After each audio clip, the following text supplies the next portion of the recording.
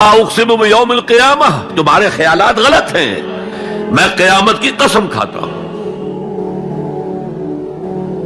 تو فرمایا فلا اقسم بمواقع النجوم، وقع یقع کے کیا معنی ہے؟ اور یہ سورت کون سی؟ واقعہ، اذا وقعت الواقعہ، وقع گر جانا، پڑ جانا، یہ ستاروں کے ڈوبنے کی جگہ ہے۔ فلا اقسم بمواقع النجوم وانه لقسم لو تعلمون عظیم، اور اگر تم جانو تو یہ بہت بڑی قسم ہے جو ہم نے کھائی ہے۔ اس وقت کا انسان کیا سمجھتا کہ ستارے کہاں جاتے ہیں، کہاں غروب ہوتے ہیں، کہاں گرتے ہیں؟ آج ہمیں معلوم ہے۔ سورہ حامیم سجدہ میں جو کہا گیا ہے سنریہم آیاتنا فی الآفاق وفی انفسہم حتی یتبین لہم انہ الحق، ہم انہیں اپنی نشانیاں دکھائیں گے آفاق و انفس میں، یہاں تک کہ یہ بات واضح ہو جائے گی کہ قرآن حق ہے۔ آج ہمیں معلوم ہے خلا میں بلیک ہولز ہیں، اور یہ بلیک ہولز بڑے بڑے ستاروں کے پچکنے سے، پچک جانے سے پیدا ہوئے، اور جب وہ بڑے ستارے پچکتے ہیں، جو خلا پیدا ہوتا ہے، ویکیوم، اس میں بڑی طاقت ہوتی ہے، اس کے پاس سے کوئی سیارہ، کوئی ستارہ گزر جائے اسے کھینچ لیتا ہے قبر کے اندر۔ یہ بلیک ہولز کا تصور۔ اسی لیے اللہ نے اس وقت کے لوگوں کے لیے کیا کہا؟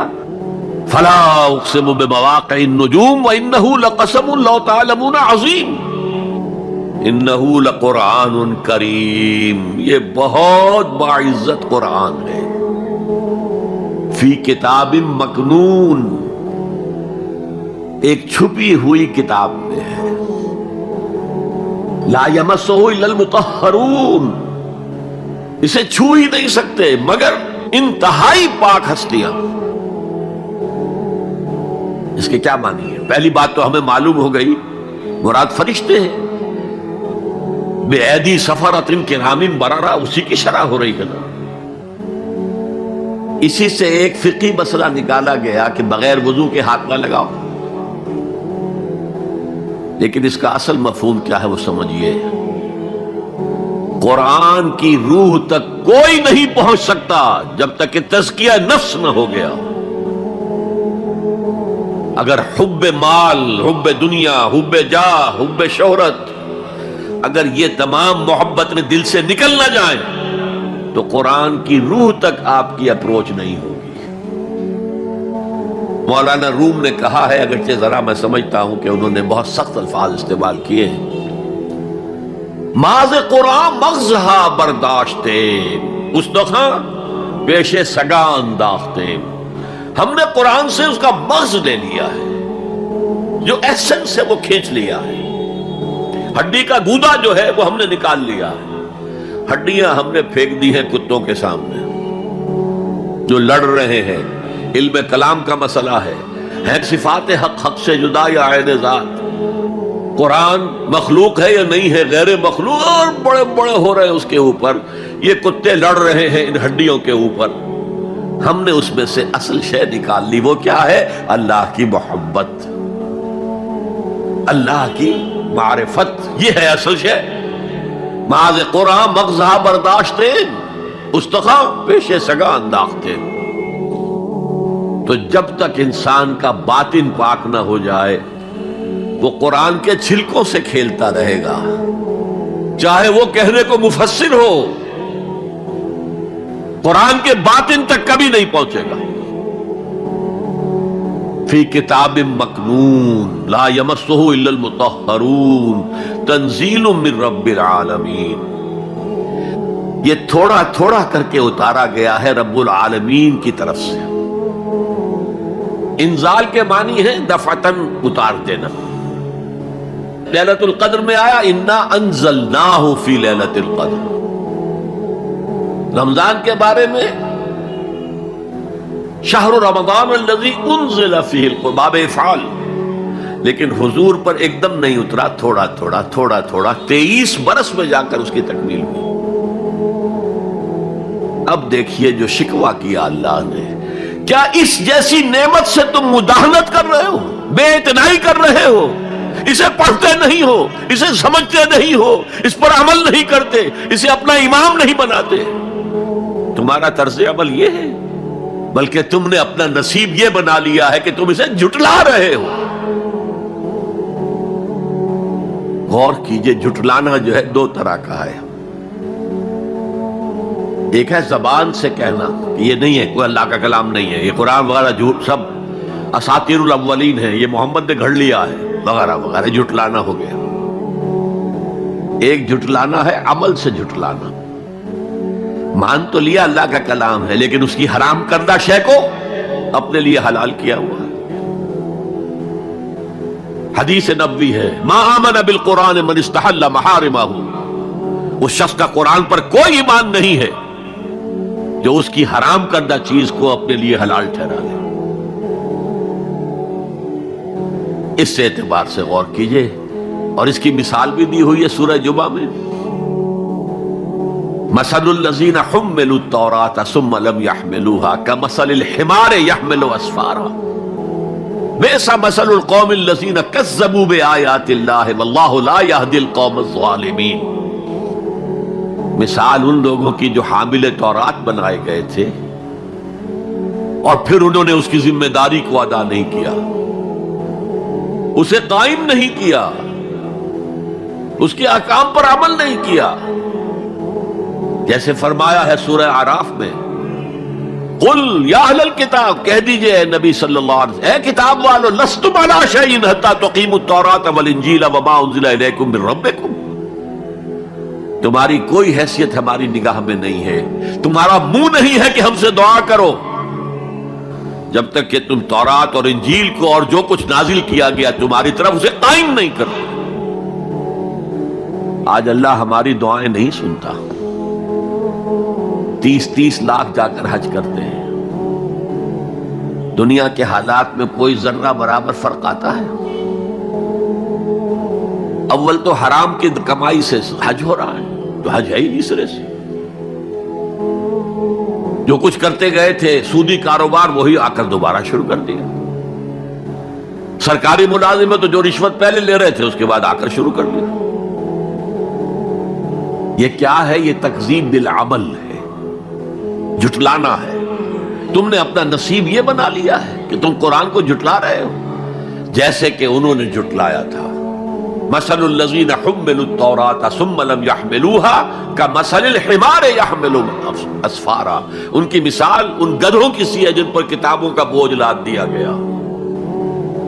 مکالمات فلاطوں، گٹھڑی باندھ کر گدھے کے اوپر رکھ دیجئے تو کیا وہ واقعی منطقی اور فلسفی بن جائے گا؟ یہ مثال اللہ دے رہا ہے۔ اور یہ مثال کیوں دی گئی ہے؟ اس آئینے میں ہمیں ہماری تصویر دکھائی گئی ہے۔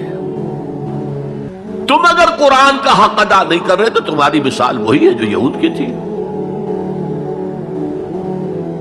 بئس مثل القوم الذین کذبوا بآیات اللہ، بری مثال ہے اس قوم کی جس نے اللہ کی آیات کو جھٹلایا۔ تو زبان سے تو یہودیوں نے کبھی نہیں جھٹلایا تورات کو، عمل سے جھٹلایا ہے۔ یہ وہ 5 مقامات ہیں جن میں اللہ تعالیٰ نے خود اپنے کلام کی ثنا بیان کی ہے، تعریف کی ہے، اس کی عظمت کو بیان کیا۔ اب میں آپ کے سامنے ایک حدیث رکھنا چاہتا ہوں، حضور نے کیا فرمایا۔ ایک حدیث سنا چکا ہوں آپ کو، عن عثمان بن عفان رضی اللہ تعالی عنہ قال قال رسول اللہ صلی اللہ علیہ وسلم خیرکم من تعلم القرآن وعلمہ، تم میں سے بہترین لوگ وہ ہیں جو قرآن سیکھیں اور سکھائیں۔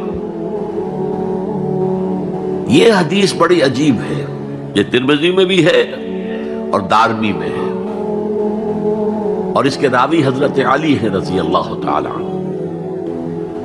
عن علی رضی اللہ عنہ قال، حضرت علی فرماتے ہیں انی سمعت رسول اللہ صلی اللہ علیہ وسلم یقول، میں نے سنا اللہ کے رسول صلی اللہ علیہ وسلم کو یہ کہتے ہوئے، انہا ستکون فتنۃ، ان قریب ایک بہت بڑا فتنہ رونما ہوگا۔ حضرت علی فرماتے ہیں قلت، میں نے عرض کیا مل مخرج منہا یا رسول اللہ، اے اللہ کے رسول یہ فرمائیے اس فتنے سے بچنے کا، نکلنے کا راستہ کون سا ہوگا؟ جیسے آپ بڑے بڑے حالوں میں دیکھتے ہیں ایگزٹ، عرب ممالک میں لکھا ہوتا ہے مخرج، اگر کہیں آگ لگ جائے، کہیں دھواں بڑھ جائے تو نکلو، لال جو روشنیاں ہیں ان کے اندر جو نیچے دروازے ہیں ان کی طرف جاؤ، یہ مخرج ہے جان بچانے کی۔ یہاں ایک لحظہ توقف کر کے ہمارا اور صحابہ کا جو فرق ہے اس کو نوٹ کر لیجئے۔ اگر ہم ہوتے تو کیا پوچھتے؟ حضور یہ فتنہ کب آئے گا، کدھر سے آئے گا، کیوں آئے گا، کیا ہوگا؟ یہ سارے سوالات کرتے نا، جن کا عمل سے کوئی تعلق نہیں، معلومات ہیں۔